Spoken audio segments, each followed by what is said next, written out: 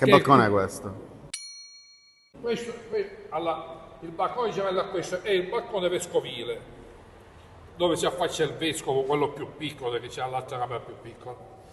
Ma questo è molto più bello di quello del palazzo vescovile, perché questo è tutto con un disegno tutto scolpito a mano, che questa è una pietra campanella, è una pietra che si estrae soltanto nelle zone di Saleme, che ormai questa pietra è bandita, che non può essere più estratta, che veniva tutta scolpita con i massimi scalpellini. E praticamente il suono che facevano le scalpelline era identico a quello della campana, di una campanella andante, e questo prende il nome di pietra campanella. Ed è un materiale ormai irreperibile nella zona, perché è un materiale bandito. Sai quale cosa distingue secondo me poi alla fine le persone nelle cose che fanno?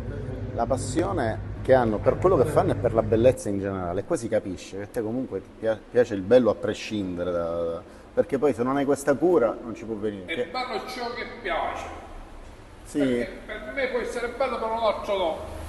ah, Io vivo con i miei gusti, con la mia mentalità, con le mie idee. tu fai anche, Ci spiegavi può. prima, convegni, congressi, Sì. un punto di accoglienza, guarda che bellezza. Guarda che bello.